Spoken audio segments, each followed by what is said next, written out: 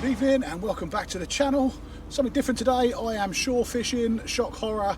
We've got a perfect tide tonight. The wind has dropped away, so I'm down at Newhaven by the Hope pub. Locals will know it as the Hope. It's not a secret, Mark, so I'm not giving anything away. I'm down here tonight to try for some conger eels. You do get the odd bass, but it's not really the time of year for that now. But I've got some mackerel in the freezer. I've got my big clunky Shakespeare Omni and some 7,000 Surf Blaster reels, and I'm fishing very crude, running ledger rigs onto a 6.0 meat hook, and I think one of them's even got a 10.0 on. Big heavy mono. If I get an eel, I need to be able to get it up. So that's the plan.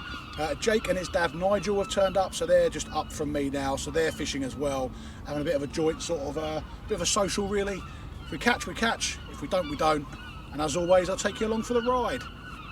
Let's have a look what we can find. Right, now, I don't pretend to be any sort of serious shore fisherman. I'm not. I used to fish quite a bit as a kid.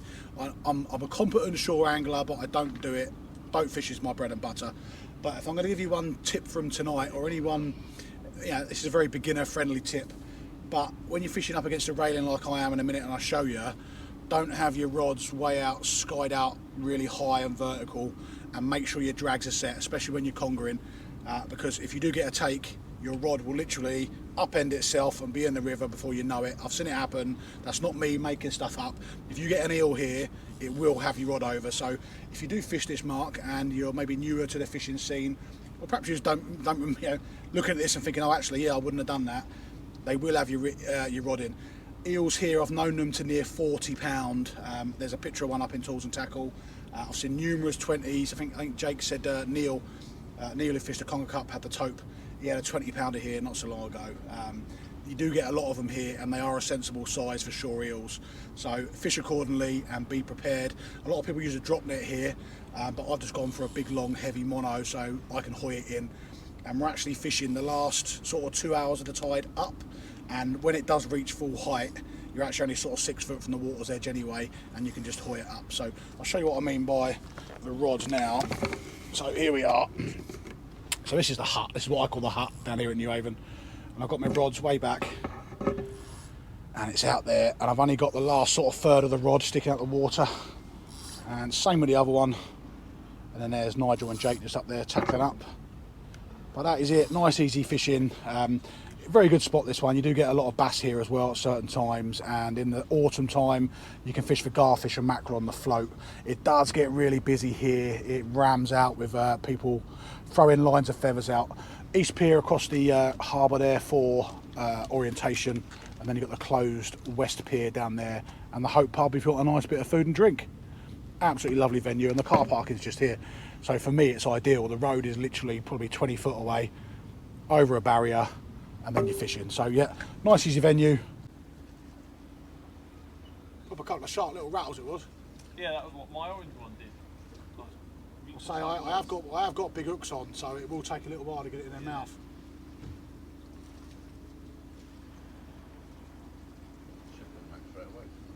Not necessarily. They are quite clever eels. They're not stupid.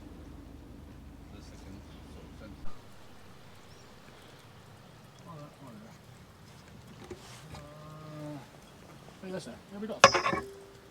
We got a fish, I think we got a fish. Yeah, doggy. Hey, there we go. There we go, guys. Well done. Oh, come on. Oh no. It's alright. Guys, sorry. Oh, sorry. That's all right. You probably didn't see that because of the light, but we had a dogfish on, but he come off as we got it up. Okay, so just lost a dogfish. As I was bringing it up, it fell off. A friend of mine is just fishing up the river, just literally behind us, a bit further up from me and Jake, and he's been knocking out dogfish. We're fishing big baits, big hooks, getting a few rattly bites, and we thought they might have been small eels, but actually I think now they might be dogfish. So as horrible as this sounds to a boat angler, I'm sorry, I apologise now. I've scaled down the hooks and I am actively trying to target dogfish just to save the blank. So gone down to it's a one hook pulley rig, and I think it's a 2.0 or a 3.0 hook.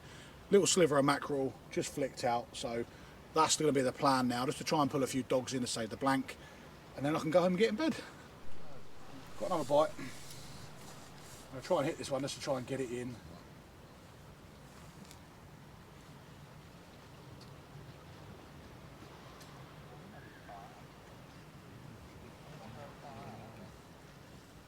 Typically I'll pick the rod up now, so I'm not going to feel nothing.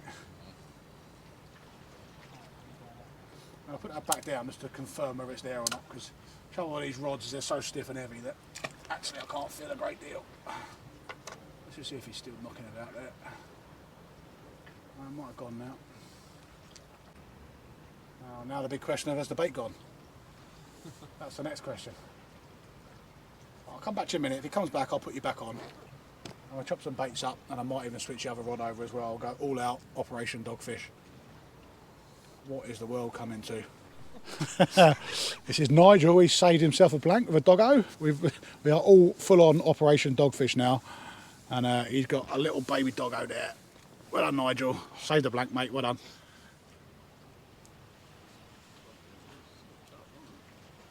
Yeah, they are quite tough, yeah. Yeah, we've got a bite there.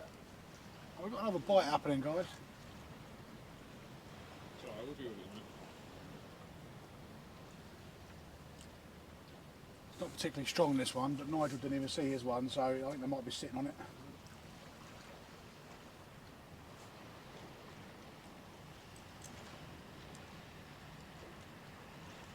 Let's have a look, see if we get this. It might be crab, that one, I'm not sure.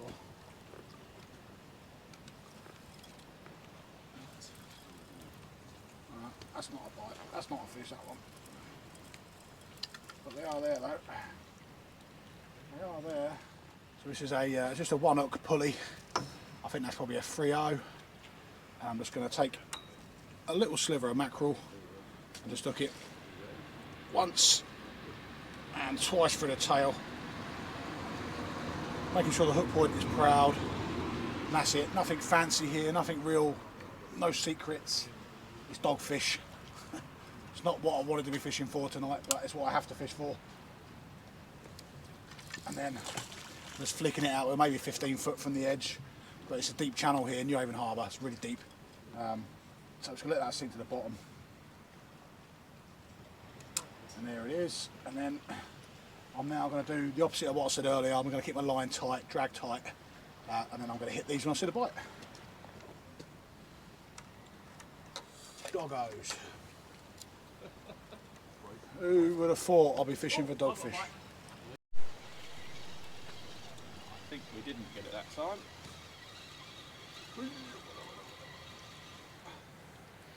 Nope, I had to bait. So my friend Richard's just come down. He's had 5 or 6 dogfish now, and he's fishing smaller rigs and stuff. But he said, "Look at this," and I don't know how it's dark, so I'm not sure quite how you're going to see it. But the dogfish, I'll see it really well. The dogfish is actually spewing up fresh sprat. They're fresh as you like. These are. They're not old. How does a dogfish chase down sprat? Yeah, there must be loads of sprat in the harbour. But look, loads of them. Absolutely, just they're still silky smooth. Dogfish catching sprat. Blimey, a bit more credit than we gave them. Give them a bit more credit, sorry, than we perhaps should do. Yeah, sprat. I think it's on, mate. On. Fish on, guys. Fish on. Oh, that's not a dog. I might be actually. Felt a bit heavier. Oh, I don't know. That's a bit. There's a bit of bump to that. There's a bit of oomph to this one. Yeah. Dog or an eel? Doggy? No, Doggy. doggy. Decent one. Another doggy.